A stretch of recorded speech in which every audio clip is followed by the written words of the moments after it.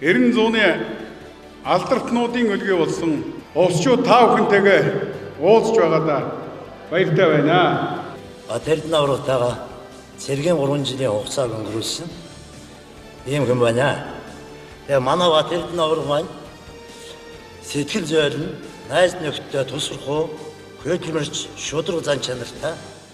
Би Бат Эрдэнэ аврагаас 3 сарын дараа хүчнийг нөхөрлсөн байна.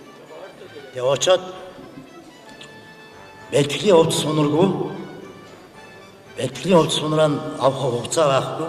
Бат Эрдэнэ авраг бэлтгэлийнхаа хувцсыг над тааж өгчгээд өөрөө өглөө зарай тэнд урны бүтээлгээ багилж аваад ингэж надыг хувцас олж автал ингэж надыг ингэж яасан хүн ийм сайхан сэтгэлтэй.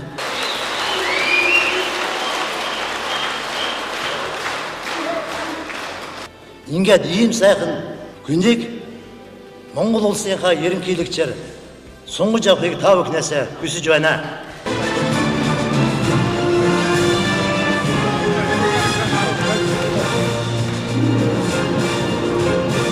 Энэ сонголтыг улсчууд та бид хариуцлагатай хийж чадлаа гэдэгт би бат итгэж байна.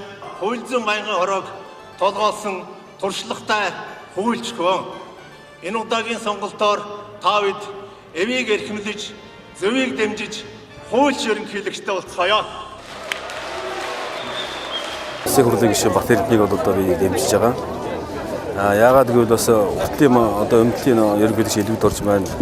Бас олон амлалтуудыг сонгуульд оролцоод авч ирсэн. Гэвч одоо биелсэн их баг байна. Оюутан залуучууд бид бүхний сонголт Бадмааны мөгийн Бат Эрдэнэ та муу юм аа. Бат Эрдэнэ гишүүний залуучууд